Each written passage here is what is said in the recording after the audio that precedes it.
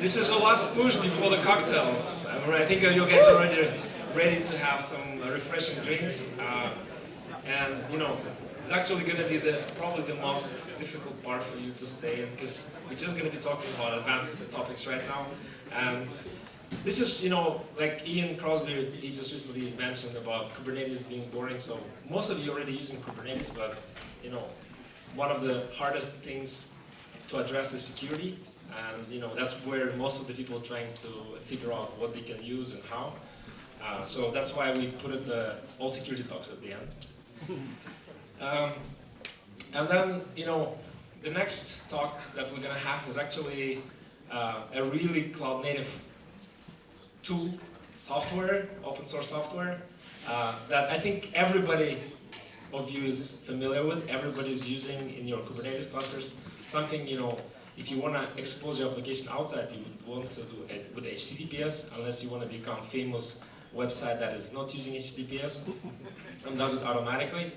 And I'm very excited to have with us today James Munnelly, creator of the Cert-Manager.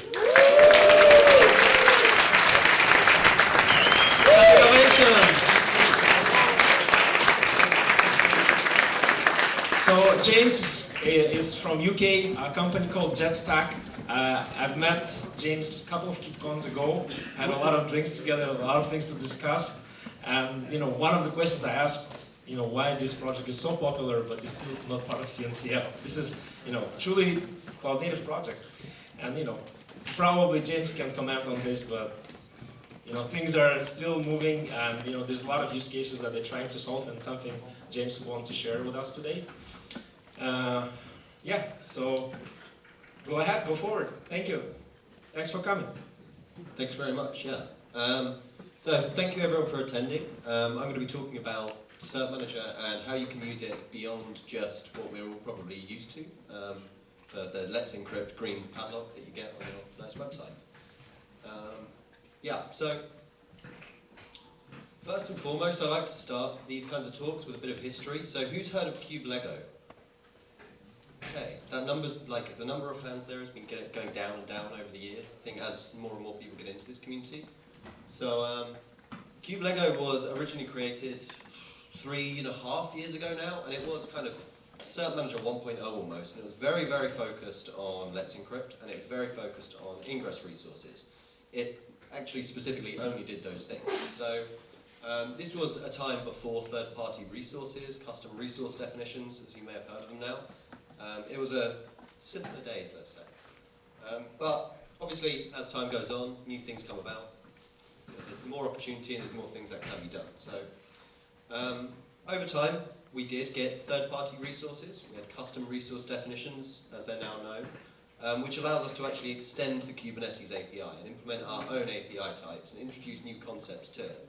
And I mean, we've seen mentions of that today, and we see it all the time. Even the Project Calico policies, CRDs there that they're configuring that actually drive configuration for applications in the cluster. So there's all sorts of different CRDs now that we're seeing, and with Cert-Manager what we recognized is that certificate authorities are not represented in Kubernetes APIs. There's no common way of representing, you know, this is someone who could sign some certificates for me, regardless of what they're used for. So that's where Cert-Manager kind of comes in. We want to actually represent those CAs, those certificates, and all of the other kind of PKI management things that security teams are used to as Kubernetes concepts. And in the process of that, make it simpler to actually consume and use.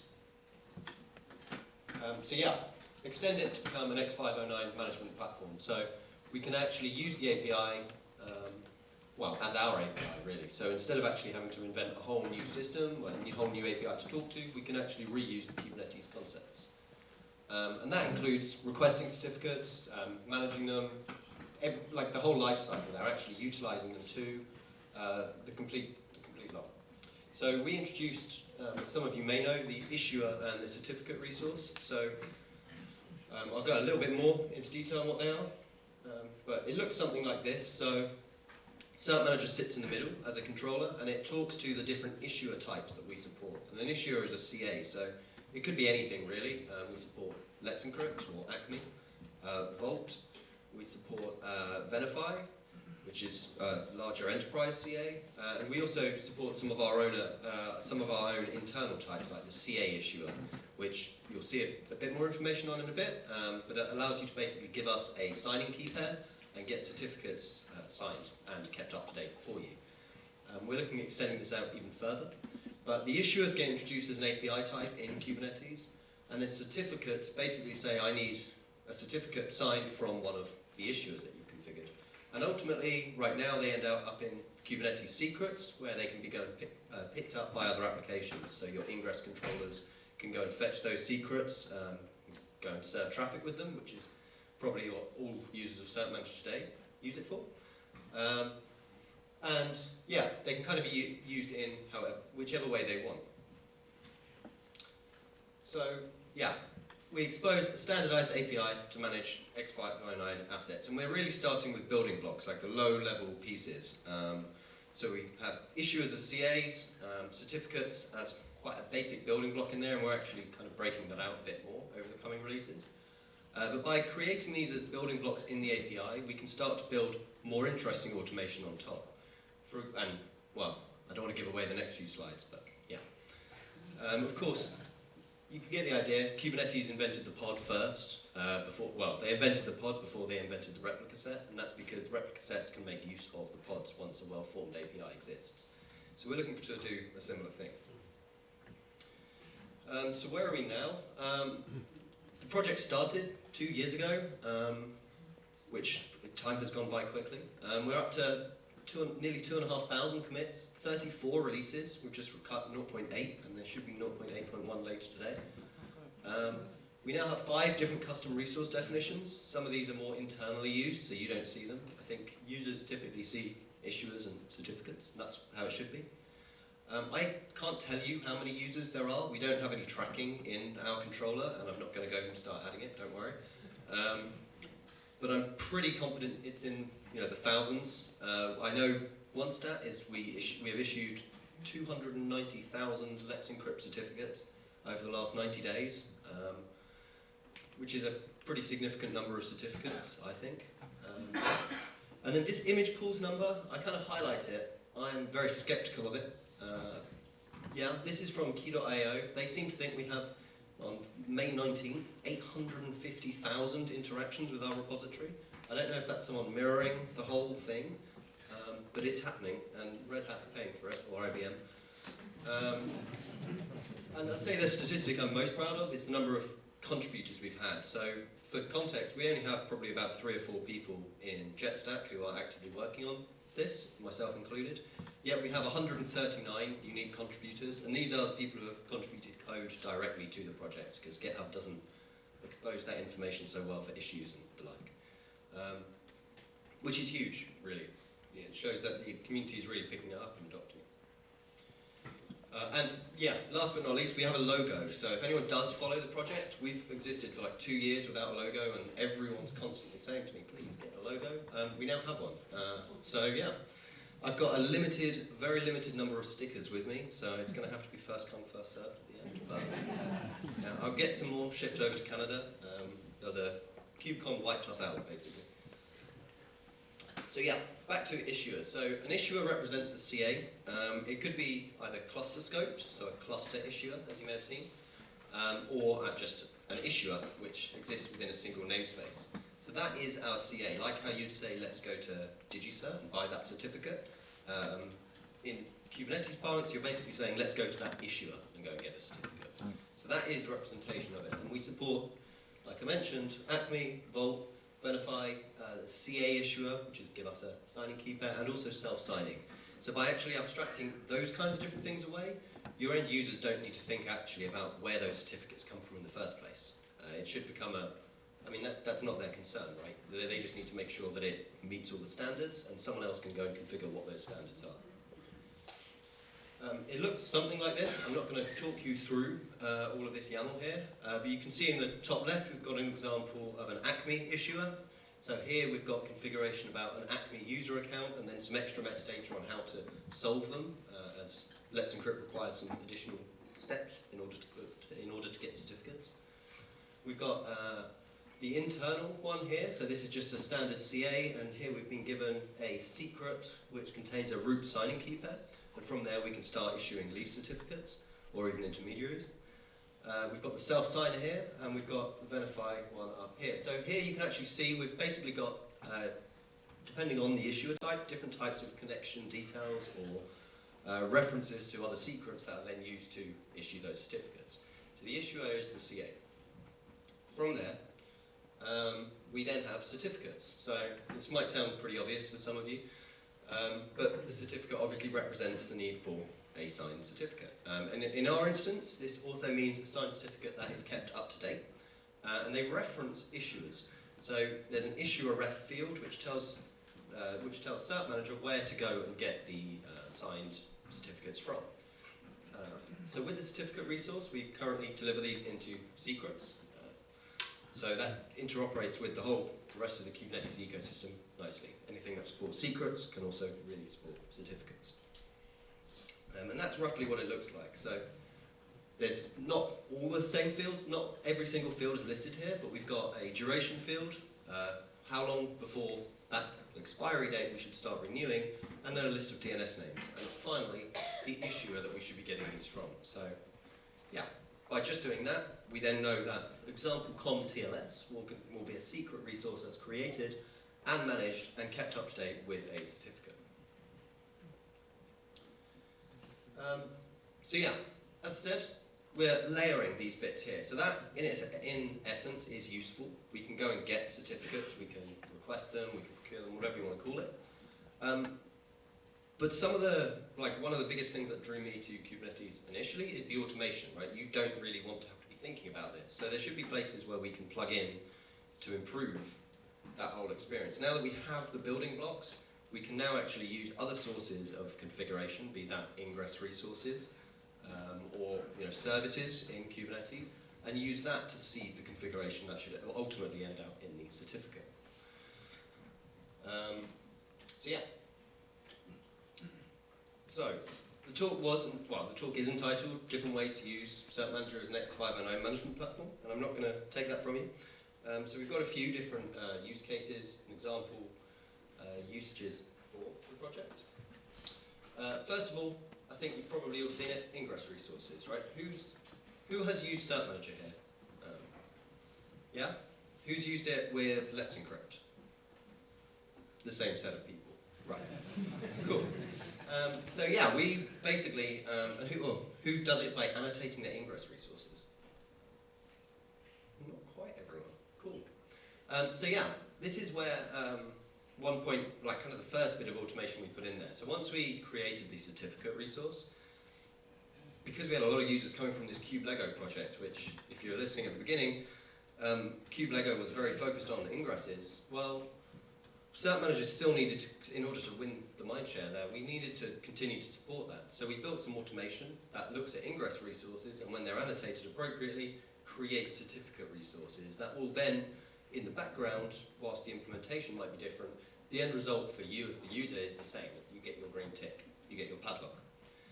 So we basically automatically create a certificate resource based on your ingress, which, as I say, works brilliantly with Let's Encrypt, because ultimately if you're creating an ingress, you typically want that to be publicly trusted.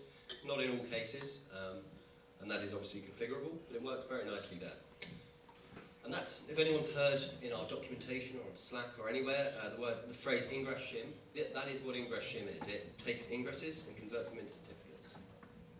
And it looks something like this. So I don't have a pointer or anything, but you can see this certmanager.k.io/issuer annotation. Just by adding that, it instructs Cert-Manager to go ahead and create a certificate resource, and it takes the list of DNS names straight from the ingress automatically. So if you go and update this, add a new host or change anything there, that can automatically be reflected on the right-hand side, and the changes will roll out. So it's the first step towards making things easier for users, and there's many places that we can continue to improve that experience. So one that you probably haven't used it so much for is actual internal PKIs. So when you've got your own self-signed roots or something similar, you want to be able to get certificates from them, right? So Cert-Manager works really well for that, especially with the self-signed and the CA issuer type. So you can use the self-signed issuer initially to go and generate a self-signing certificate with the CA flag set. So from there you can go and issue more certificates. So you start building your tree, your like PKI hierarchy. You can then create intermediates off of that route if you want to, or you can just go directly to the leaf certificates. It's kind of however you want. And again, it looks something like this. So it's a little bit more involved with an internal PKI because there's a few bits to build. So we first of all create our self-signing issuer. We create that as an issuer type, even though it kind of is a bit awkward because ultimately it's procuring certificates, even if they are self-signed. We then over here create our internal root certificate. So we can see here we're issuing it straight from the self-signer we just created, and we're setting isCA to true. And off of that, we then go and create an issuer, which is our internal root CA issuer. So if we request certificates from here, they'll now be signed by our just signed, self-signed root. I'm saying the word signed a lot. So off that, we go and build an intermediary. So this is if you want to go the approach of having more and more intermediaries, and just for the sake of example. So we now have our certificate resource, which still has the isCA bit set to true, but instead of issuing from the self-signed issuer, we issue from the internal CA. And once again, we go and create our issuer. And now we're getting a little bit more specific. This is an intermediary. Let's say this is DevOps as a whole independent part of the organization. They have their own internal CA that's trusted by the root, and they create their own issuer for it. And that secret name there, DevOps Intermediate Key Pair, lines up the secret name up here, which is the target. So then once this gets renewed, this one picks it up, and so on and so on. And finally, this is what your users will really see, they're creating certificates. So you might have frontend.example.com, accounts.example.com, and the issuer here references the newly created DevOps issuer. So from there, we now have our hierarchy. We've got automatic renewal and rotation, and that's all without touching the OpenSSL command line, which I'm sure some of you have touched that, and I'm sure none of you want to go and touch it again if you can avoid it. So yeah, that's the internal PKI use case. I actually use this internally on my, so bit of story. I have a massively overkill home network, and there was a point where, remember .dev came out and everyone got really excited. So I went and bought my same domain name but .dev. I thought I'll use this for my internal services. So my network switch, my home gateway, all the web UIs. The one thing I didn't think about was that there's HSTS enabled on the top level domain for .dev. So all of a sudden my TP-Link 10-year-old network switch now needs a valid TLS certificate that's trusted, and as does everything else. So I now maintain my own internal PKI. I thought I can't possibly use OpenSSL to do this, given what I do as a day job. So now I use Kubernetes to manage my own PKI for my network switch. Yeah, you can see it's trusted. I trust my own root. My life's gotten a lot more complicated. But you still get that same management interface. So something like I hope you can see that here. But this is in my CA namespace on my home cluster. I've actually got each of these as certificate resources, and Cert-Manager in Kubernetes is tracking that and keeping those up to date. You can then, I haven't got an example of a script because you do not want to see this script that I've got written, but you can then actually just go and pull those secret resources straight from the Kubernetes API and push them out to wherever they need to be. So even as a really basic sort of integration point, that is possible right now, and it means that I can keep my home network secured at least. And you can see there, here I'm not using intermediary, but you can see the issuer on that trust MNRZ dev, which is my root. That is issued by a self-signed issuer, and that has the isCA bit set to true. These other two certificates either side, I've got my network switch as well as my gateway there, are issuing certificates straight from that root. So I don't maintain an intermediary because it's just not necessary, and I'm not a sadist.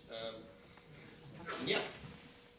So that's internal PKIs. This is pretty broad. Here is one specific use case, but you could reuse this in many traditional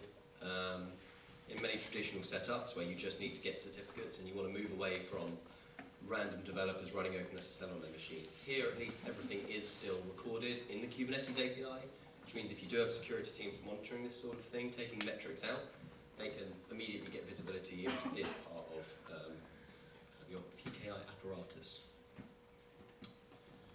So yeah, users no longer need to actually touch those keys. Like the one thing I didn't mention there, I actually went and grabbed that key myself. I mean, whilst I was testing maybe a little bit to get that script right, but you don't need to touch those keys, which removing humans from anything with the word crypto in it, I think is a net positive, really. And yeah, it reduces that margin for error. And like I say, if you do have some kind of metrics, monitoring coming out of your cluster, you then actually get that insight across the whole thing. So it's not just restricted to your Let's Encrypt Edge certificates now. We can actually use this for the rest of your organization. Just make sure I'm right for time. So yeah, and we start to get information out of that. So here we've got the not after time, so we can get some expiry information, and then also some high-level readiness metrics too. And this is very limited, I would say, right now in terms of what we're exposing, but we can expose more and more metrics about your certificates. And that enables us to go and create high-level dashboards that can start alerting or forewarning you of problems that are coming up in your whole infrastructure. And actually presenting that in a way that the relevant people that need to understand it can understand.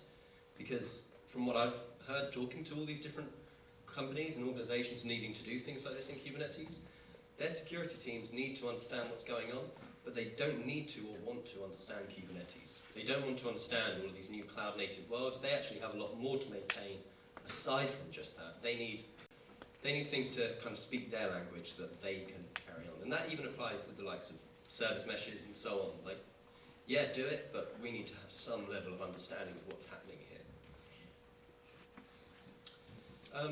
Yeah, who's ever used a webhook, like a validating webhook or a mutating webhook or an API service resource in Kubernetes? A few of you? Have you only ever touched it because we include one in Cert-Manager and everyone gets upset about it? Oh yeah, and the Istio one too, yeah. So, again, for anyone that doesn't know, these resource types allow you to basically hook into the admission flow in Kubernetes. So when someone submits a resource to the API, you can run some extra code that says, well, if it doesn't have this label on it, then reject it just outright all the time. You can do a lot more intelligent things than just labels, but yeah. So they're a really useful and really powerful resource for extending Kubernetes. Yeah, API service resources, I won't go too much into, but they're kind of like CRDs, but for actual API servers and code that you run. But ultimately, swinging back to the actual presentation, these require TLS. And it's a real pain, to be honest. It's a whole other thing that we now need to secure too. And if you didn't, it would be nice, lightweight, easy to do, but hey, here we are. And again, as you can imagine, given I'm doing this presentation, we have a solution for that.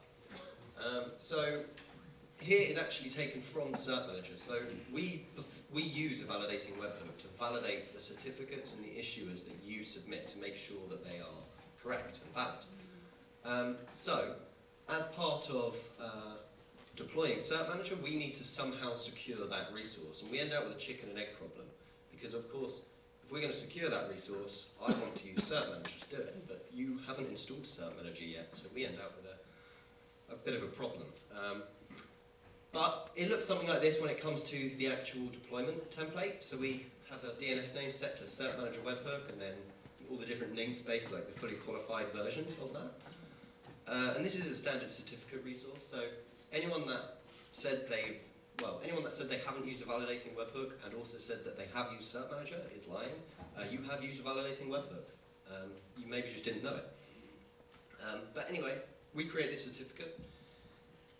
And we then go and add to our validating webhook resource this annotation. So this is an extra thing, similar to how Ingress Shim will go and create certificate resources based on your ingresses. We have a new component, the CA injector, which will take a resource like this, a validating webhook, an API service, or a mutating webhook, and it will automatically inject the CA component from that particular certificate into the resource. And that's because we have to actually include a CA bundle here for the Kubernetes API server to verify the identity of our webhook. So by doing this, we've again made the whole PKI question, the whole PKI story go away. I've deployed many of these webhooks. I've not used OpenSSL to do it once. So That's great, because I do not want to use OpenSSL. Maybe that should have been the title of the talk. Because I've said that a lot. And finally, this feels like a buzzword now that I look back at it on my own screen in front of a room of people. But service meshes too, so I touched on it. We've got a lot of certificates coming out and about with new service meshes coming up. That's great, it's necessary, wouldn't argue with that at all. But the one bit of feedback I've got on all this, I mean, people adopting Kubernetes are scared. The security teams whose organizations are adopting Kubernetes are scared of the number of certificates. I went to a conference a few weeks ago. I didn't want to mention what is about to come when it comes to the likes of service meshes also getting added into this, because all of a sudden the number of identities you've got balloons.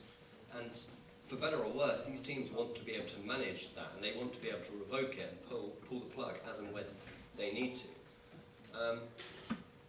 You could tell them to go and learn Istio-CTL and actually understand some of those things, but they typically, large organizations already have systems set up to do this. They already have processes in place, and they need these to work well and integrate together.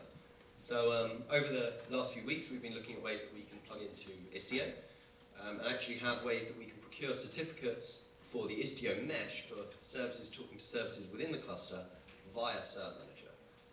And doing that, once we get that right, it means that you can actually go and plug into any of our supported issuer types, and then any of those introspection things that I keep talking about and metrics, all of that just comes in too.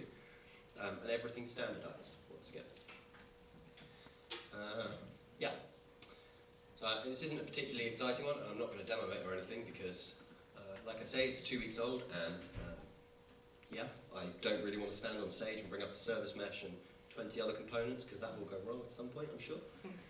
But you can see here we've actually issued certificates for each component in the mesh, and we're now communicating with them. And in this instance, we're actually issuing from an internal CA issuer, but there's nothing to stop you issuing from, say, Vault or Venafi, or, technically even Let's Encrypt. Don't know if that's the sort of thing you want to be doing, because otherwise you're probably authorizing anyone. Well, anyway. Not going to come up with a solution on stage, that's always my mistake.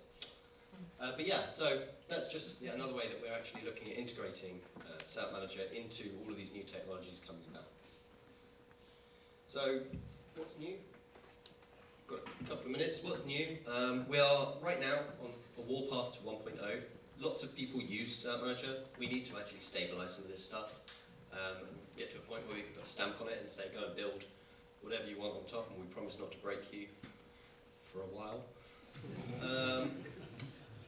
Yeah, and that does require some API changes, so anyone that's been following closely and saw the 0.8 release will have seen that we did introduce a fairly significant API change. It's done in a backwards compatible way, so you don't need to rush home now and fix things.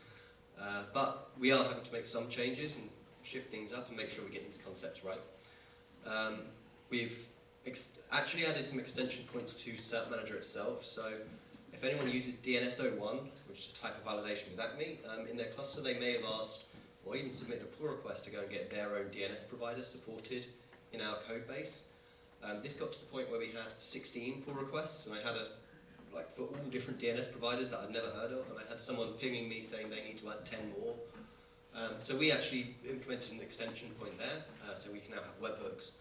Again, Cert-Manager self-secures itself, which allow you to go and interact with any DNS provider, and you can bring your own code along for that. We've improved the OpenShift support, so some official OpenShift installation guides, better handling of root objects in OpenShift, as well as adding new issuer type, the Venafi provider there too.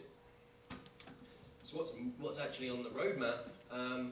Stabilizing things is if you ask me what I'm doing, it's going to be something to do with stabilizing those APIs and getting those changes in place. We're also looking at potential ways that we can support out-of-tree issuer types and how we can do that. And I think as part of that, that forms part of the 1.0 story, and also, as Archie was saying about joining the CNCF, making sure that we are properly scoping ourselves so we don't kind of balloon the amount of effort that we need to keep up in order to maintain the project. We are continuing to explore ways that we can actually secure service meshes, Istio specifically right now.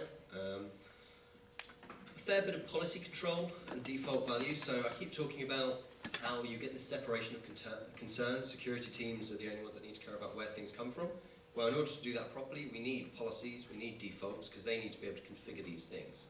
So saying that, you know, this user can't go and get certificates for production, or all certificates, all applications in this namespace have to get one from this issuer, and so on. There's a whole load of things, and that's looking at OPA and Rego and like there too. Visualizing all this stuff, I keep talking about it. We don't actually do it right now, so building UIs and the like on top of our APIs. And also, there's a small one at the bottom, it's actually a huge problem, revocation, managing CRLs and the like too. And that's why it's at the bottom, because I'm trying to avoid getting onto that. So yeah, it's an open source project, and like I say, we've had 139 direct code contributors now. I'm sorry for everyone who's complained on issues and opened issues and everything else, because you're not being counted in that number, and you should be. But yeah, if you want to get involved, we have a bi-weekly community meeting on Wednesdays, which I think that time zone is right. I have the biggest nightmare trying to get that time correct in a single time zone, and now I'm over here. It's 5 PM when I do it in the UK, so I'm pretty sure it's 12 till 1 EDT. We've got a Google group. If you join that, you'll get an invite to all the other bits and access to a few extra documents. Anyone can join, you just hit join. And for anyone who's on the Kubernetes Slack at slack.cates.io, we've got a couple of channels for that, which are great for getting support or just talking about what you want to do. And obviously, the repository just there. Yeah, if there's any questions now, I don't know how long I've got, but I'll leave this slide. Thank you very much.